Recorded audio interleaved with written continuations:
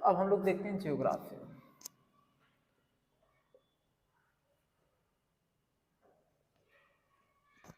Geography, ठीक। देखिए geography में क्या है, हम लोग डोलड्रम कल पढ़े थे, विषुवत रेखा पढ़े थे, या उसी भूमध्य रेखा कहते, इक्वेटर लाइनिंग कहते, सब देखे थे, ठीक ना। डोलड्रम ऐसा क्षेत्र होता है जो शांत क्षेत्र है, जहां आंधी तूफान नहीं आता है, ठीक ना। अब हम लोग पढ़ेंगे आज जो है, जैसे अश्व अक्षांश पढ़ेंगे, ये क्या होता है, उपोष्ण कटिबंधी पढ़ेंगे, ठीक ना। उसके बाद हम लोग मतलब इस टाइप से अब आज हम लोग अध्ययन करेंगे, तो देखते हैं क्या क्या कैसे हैं। अच्छा, तो जैसे आप ध्यान देखिए,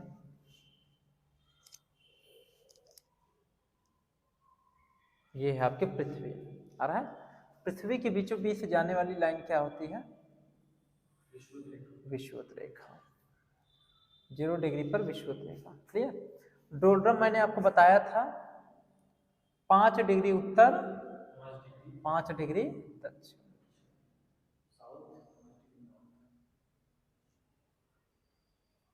ये डोलड्रम का एरिया है। डोलड्रम का डोलड्रम, डोलड्रम आ रहा है ना, 5 डिग्री उत्तर से 5 डिग्री दक्षिण तक, ये जो एरिया है डोलड्रम होता है। ये ऐसा क्षेत्र है जो शांत क्षेत्र होता है, जहां आंधी तूफान नहीं आता। यहाँ पे प्रेशर कैसा होता है, लो प्रेशर, कैसा होता है, लो प्रेशर। आपको बता दें, हाँ, अब यहाँ पे हम बता दें जैसे क्या होता है कि 1 डिग्री में कितना किलोमीटर होता है। ये पूरा पृथ्वी है, जो ये बना है ये पूरी पृथ्वी है, समझ गए। 1 डिग्री में ध्यान देना, 1 डिग्री में कितना किलोमीटर होता है, 1 डिग्री में 111 किलोमीटर होता है। इसका मतलब समझ पा रहे हैं। जैसे डोलड्रम का अगर आपको क्षेत्र देखना है, 1 डिग्री में 111, तो 5 डिग्री में कितना, 555। इधर नीचे भी 555 है, ऊपर भी 555, दोनों जोड़, हाँ दोनों आप जोड़ देंगे तो ये पूरा डोलड्रम का उतना क्षेत्र आ जाएगा। आ रहा है कि नहीं, समझ में आ रहा है ना, ये डोलड्रम है। उसके बाद फिर डोलड्रम के बाद आपका आता है इसमें हाई प्रेशर का आता है, ये आपका 30 डिग्री से 35 डिग्री का, ये क्या है, हाई प्रेशर, हाई प्रेशर होता है। उसके बाद फिर आपका देखिए ये 60 डिग्री से 65 डिग्री, यहाँ पे क्या होता है, लो प्रेशर ना। यहाँ पे आपका ध्रुव है, ध्रुव, यहाँ पे हाई प्रेशर होता है। आ रहा है कि नहीं, हाई प्रेशर। उसके बाद नीचे देखिए, हाँ 30 डिग्री से 35 डिग्री, ये सब जो है साउथ लिखा जाता है ऐसे, समझ रहे हो ना। यहाँ पे नॉर्थ ऐसे लिखा जाता है समझने के लिए, अंतर है। तो ये आपका जो है, यहाँ पे ये हाई प्रेशर, और आपका 60 डिग्री से 65 डिग्री ये लो प्रेशर, ये आपका ध्रुव है यहाँ पे ना, ध्रुव पर क्या होता है, हाई प्रेशर। क्लियर हो गया कब से। अब देखिए इसका नाम पड़ा है, जैसे 30 से 35 डिग्री को हम लोग कहते हैं, इसे कहते हैं अश्व अक्षांश, अश्व अक्षांश, आ रहा है कि नहीं, अश्व अक्षांश, ठीक ना। इसका नाम अभी बताएंगे, अश्व अक्षांश के ऊपर, अश्व मतलब घोड़ा होता है, ठीक, अश्व अक्षांश के ऊपर। या इसका एक नाम और भी है, उपोष्ण, उपोष्ण कटिबंधीय, उपोष्ण कटिबंधीय उच्च दाब, उच्च दाब, ये इसका नाम है। आ रहा है। अच्छा इसका नाम है, इसका भी नाम उपोष्ण कटिबंधीय है, हाँ, बस इसका है निम्न दाब,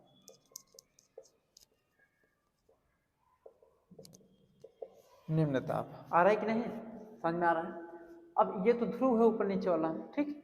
विषुवत रेखा के ऊपर ये जो होता है इसे कहते हैं उत्तरी गोलार्ध, नीचे वाला दक्षिणी गोलार्ध, समझ गए। ये सब आपको ध्रुव है जब अलग अलग पार्ट कर देंगे।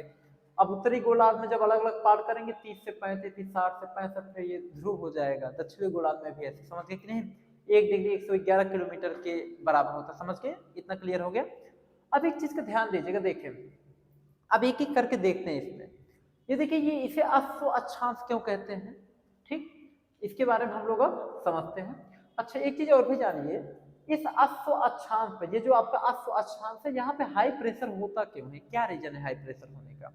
रीजन ये है, जैसे जब सूर्य की किरणें, जब सूर्य का प्रकाश ज्यादा जब पड़ता है यहाँ पे यानी कि यहाँ पे लो प्रेशर पे, ठीक ना, तो यानी कि जब सूर्य का प्रकाश विषुवत रेखा पर पड़ता है तो यहाँ का जो यानी कि हवाएं हैं वो गर्म होकर कहाँ उठ जाती हैं? ऊपर की तरफ, समझ गए?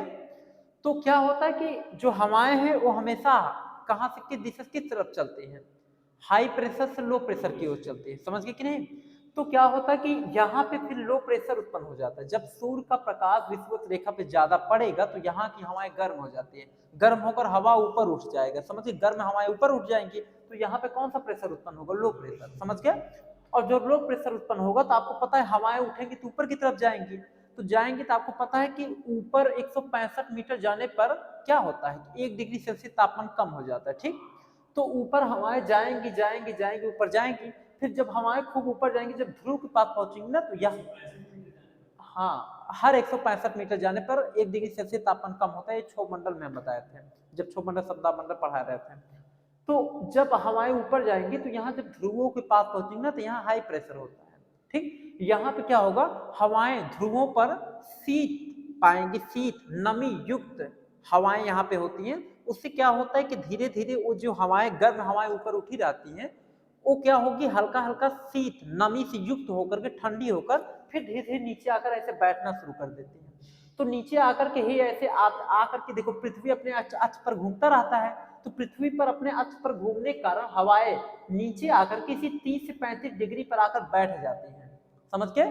तो जो ठंडी हवाएं होंगी वो क्या हो जाएंगी, ऐसे आकर इसी पर 30 से 35 डिग्री पर आकर बैठ जाएंगी, समझ गए? तो यहाँ पे क्या, यहाँ पे जो प्रेशर होता है वो हाई प्रेशर उत्पन्न हो जाता है। क्या उत्पन्न हो जाता है? हाई प्रेशर उत्पन्न हो जाता है, समझ गए? और हाई प्रेशर उत्पन्न होने से 30 से 35 डिग्री पर जो समुंदर है, समुद्र में लहरें बहुत तेज आती हैं। क्या आती हैं? लहरें बहुत तेज, समझ गए? सुनामी, लहरें बहुत तेज आती हैं, समझ गए कि नहीं? तो यहाँ पे क्या हुआ, इसीलिए इसका नाम पड़ा अश्व अक्षांश या उपोष्ण कटिबंधीय उच्चदाब, ठीक? अब देखो अश्व अक्षांश नाम क्यों पड़ा, इसके पीछे भी रीजन बताते हैं। और इसीलिए 30 से 35 डिग्री पर जो प्रेशर होता है वो हाई प्रेशर होता है, ठीक ना? अब आपको समझ में आया होगा कि हाई प्रेशर 30 से 35 डिग्री पर हाई प्रेशर क्यों होता है, ठीक? आपको पता है हवाएं हमेशा हाई प्रेशर से लो प्रेशर की तरफ जाती है। कल मैंने आपको हवाओं का डायरेक्शन बताया था, कैसे ऊपर नीचे कैसे हवाएं चलेंगी, ठीक ना? अब ध्यान से देखिए, इसका नाम अश्व अक्षांश के ऊपर क्या रीजन रहा होगा? तो रीजन मेन यही था अश्व अक्षांश का कि एक बार एक व्यापारी था, जो व्यापारी था वो क्या किया था कि वो जो व्यापारी था वो जो है समुंदर के रास्ते, इसी 30 से 35 डिग्री के इस पर जो समुंदर पड़ते, समुंदर के रास्ते पानी वाली जहाज पर कुछ घोड़े को लेकर जा रहा था व्यापार के लिए, घोड़ा व्यापार के लिए लेकर जा रहा था पानी वाली जहाज पे। तो क्या हुआ कि अचानक जब 30 से 35 डिग्री के बीच में, जब 30 से 35 डिग्री के बीच में वो पहुंचा अपने नाव को लेकर के, तो 30 से 35 डिग्री बीच में हाई प्रेशर होता है, हवाएं बहुत तेज चलती हैं, ठीक? और समुद्र में लहरें बहुत तेज आती हैं, तो लहरें बहुत तेज आ रही थी, उसका जहाज एकदम ऐसे ऐसे माच माच माच ऊपर नीचे हो रहा था। तो डर गया पूरी तरीके से, जो था लेकर जा रहा था घोड़ों को, ठीक? तो व्यापारी था, व्यापारी डर गया पूरी तरीके से, उसने सोचा अरे बाप रे, आप तो हम तो जावे ही करेंगे, घोड़ा हो जाएगा था। एक काम करें, उसने सोचा कि ये जो घोड़ा हम अपने जहाज पे रखे हैं, कहीं इसके नाते तो ऐसा नहीं हो रहा है, वजन के नाते बहुत ज्यादा नहीं हो रहा है। उसने क्या किया ना, कुछ घोड़ों को पानी में कुदा दिया, ठीक? कुछ घोड़ों को पानी में कुदा दिया, समझ गए? तो क्या हुआ कि जब घोड़े को पानी में कुदा दिए ना, तो उसने कहा कि जब घोड़े को पानी में कुदाया, कुदाने के बाद फिर धीरे धीरे 30 से 35 डिग्री के ऊपर मतलब 35 डिग्री के ऊपर चला गया, इन दोनों के अक्षांश के ऊपर चला गया नाव लेकर के, समझ गए? तो नाव उसका एकदम शांत हो गया, शांत होने का मतलब तब इस टाइप से ये जो हो रहा था टर्बुलेंस जैसा, ये सब खत्म हो गया, समझ गए कि रिस्ट्रक्शन वगैरह। तो जब लेकर चला गया एकदम शांत हो गया माहौल, तब सोचा अरे बाप रे बाप, ये जो घोड़ा हम रखे उसके दिमाग में चल रहा था, जो मैं घोड़ा रखा था ना उसके नाते ऐसा हो रहा था, वजन के नाते।